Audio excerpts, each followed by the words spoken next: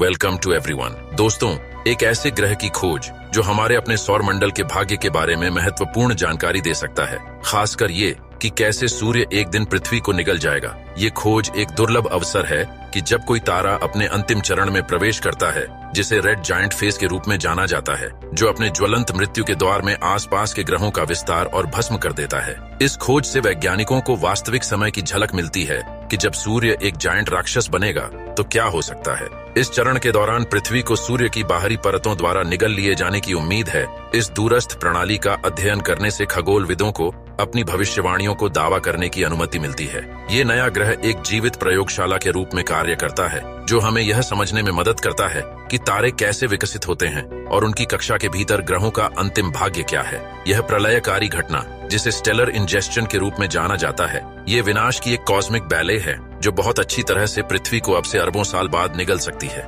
इस ग्रह में एक ऐसा रहस्य छिपा है जो पृथ्वी के अंतिम भाग्य के बारे में हमारी समझ को फिर से लिख सकता है। जानेंगे और भी बहुत कुछ, तो बने रहिए हमारे साथ और वीडियो को लाइक और चैनल को सब्सक्राइब जरूर करें। दोस्तों, इस खोज से जुड़े तथ्यों को समझने के लिए हमें तारों की लाइफ स्टोरी को समझना जरूरी है। आपको बता दूं कि हमारे ब्रह्मांड के चमकते हुए प्रकाश स्तंभ तारे आकर्षक जीवन चक्रों से गुजरते हैं, जो काफी हद तक उनके द्रव्यमान से निर्धारित होते हैं। गैस के विशाल बादलों में उनके जन्म से लेकर उनके विस्फोटक या शांत मृत्यु तक प्रत्येक चरण ब्रह्मांड की कहानी खुद बताता है। एक तारा अपने जीवन की शुरुआत एक नेबुला में करता है, जो गैस और धूल का एक विशाल बादल होता है जिसमें ज्यादातर हाइड्रोजन होता है। इन बादलों के भीतर हाई डेंसिटी वाले क्षेत्र गुरुत्वाकर्षण बलों के कारण गुच्छों का निर्माण करना शुरू कर देते हैं। जैसे जैसे गुरुत्वाकर्षण अधिक मैटर्स को खींचता है, ये गुच्छे गर्म होकर सिकुड़ते हैं और फाइनली एक प्रोटोस्टार का निर्माण करते हैं। इस बिंदु पर प्रोटोस्टार अभी तक एक पूर्ण विकसित तारा नहीं है। यह स्टारडम की ओर जाने वाली गैस की एक गर्म घनी गेंद की तरह है। जैसे जैसे कोर के अंदर का तापमान बढ़ता है और न्यूक्लियर फ्यूजन शुरू होती है। जब किसी तारे के कोर में न्यूक्लियर फ्यूजन शुरू होता है तो यह आधिकारिक तौर पर एक मेन सीक्वेंस स्टार बन जाता है। इस चरण में कोर में हाइड्रोजन परमाणु हीलियम बनाने के लिए विलीन हो जाते हैं, जिससे बहुत अधिक मात्रा में ऊर्जा निकलती है। यह ऊर्जा गुरुत्वाकर्षण बल का प्रतिकार करती है, जिससे एक नाजुक संतुलन बनता है जो तारे को लाखों से अरबों वर्षों तक अपना आकार और चमक बनाए रखने की अनुमति देता है। मेन सीक्वेंस फेज एक तारे के जीवन चक्र की सबसे लंबी अवधि है और यह वह चरण है जिसमें हमारा सूर्य वर्तमान में है। तारे का द्रव्यमान यह निर्धारित करने में महत्वपूर्ण भूमिका निभाता है कि यह मुख्य सीक्वेंस पर कितने समय तक रहेगा। विशाल तारे, जो सूर्य के आकार से कई गुना बड़े होते हैं, अपने परमाणु ईंधन को अधिक तेजी से जलाते हैं और केवल कुछ मिलियन वर्षों तक ही टिक सकते हैं। लाल बौने जैसे छोटे तारे अपने ईंधन को धीरे धीरे और स्थिर रूप से जलाते हुए दसियों अरब वर्षों तक इस चरण में रह सकते हैं। जब किसी तारे की हाइड्रोजन आपूर्ति समाप्त हो जाती है तो संलयन और गुरुत्वाकर्षण के बीच संतुलन बदल जाता है और तारा अपने जीवन के अंतिम चरण में प्रवेश करता है। आगे क्या होता है, यह तारे के द्रव्यमान पर बहुत अधिक निर्भर करता है। हमारे सूर्य जैसे कम से मध्यम द्रव्यमान वाले तारों के लिए जब हाइड्रोजन संलयन धीमा हो जाता है तो कोर सिकुड़ जाता है, जबकि बाहरी परतें फैल जाती हैं, जिससे तारा लाल विशालकाय में बदल जाता है। जैसे जैसे बाहरी परतें दूर होती जाती हैं, वे एक प्लैनेटरी नेबुला बनाते हैं जो पीछे गर्म घने कोर को छोड़ता है, जिसे व्हाइट ड्वार्फ कहा जाता है। अरबों वर्षों में यह व्हाइट ड्वार्फ ठंडा हो जाता है और फीका पड़ जाता है। जब उनके कोर में हाइड्रोजन समाप्त हो जाता है तो वे कार्बन, ऑक्सीजन और सिलिकॉन जैसे भारी तत्वों को संलयित करना शुरू कर देते हैं। इस प्रक्रिया से एक लोहे का कोर बनता है जो संलयन के माध्यम से ऊर्जा उत्पन्न नहीं कर सकता है। जब लोहे का कोर अपने गुरुत्वाकर्षण के कारण ढह जाता है तो यह एक बड़े विस्फोट को ट्रिगर करता है, जिसे सुपरनोवा कहा जाता है। यह विस्फोट इतना शक्तिशाली होता है कि यह थोड़े समय के लिए पूरी आकाशगंगा को भी पीछे छोड़ सकता है। विस्फोट के बाद जो बचता है वह न्यूट्रॉन तारा हो सकता है, या यदि तारा असाधारण रूप से विशाल था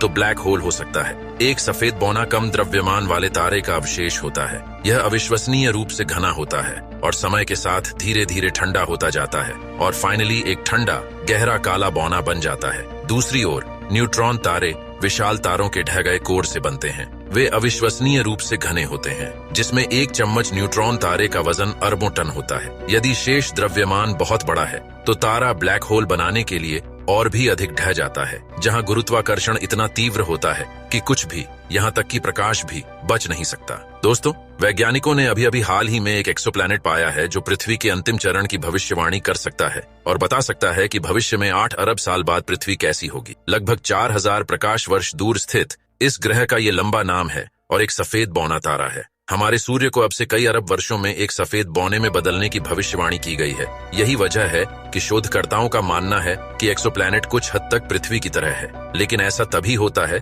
जब हमारा ग्रह सूर्य की मृत्यु से बच जाता है। खगोलविदों का मानना है कि सूर्य पहले रेड जायंट बनने के लिए विस्तार करेगा और फिर सिकुड़कर एक सफेद बौना तारा बन जाएगा। यह पृथ्वी के महासागरों को वाष्पीकृत करते हुए अब से 1 अरब वर्ष बाद एक रेड जायंट में बदलना शुरू कर देगा। इस प्रक्रिया में इसका फैलाव होता रहेगा और अब से लगभग 8 अरब वर्षों में सूर्य की बाहरी परतें बिखर जाएंगी और एक चमकती गेंद को उसके मूल द्रव्यमान से आधा और आकार में पृथ्वी से छोटी छोड़ देंगी। वह सफेद बौना चरण है। हमारा सूरज अपनी मृत्यु के बाद ब्लैक होल नहीं बनेगा क्योंकि यह काफी बड़ा नहीं है। इस समय तक बुध और शुक्र भस्म हो चुका होगा, लेकिन इसमें कुछ संदेह है कि क्या पृथ्वी जीवित रहेगी। लेकिन अगर ऐसा होता भी है तो यहाँ जीवन लंबे समय तक रहना बंद कर देगा।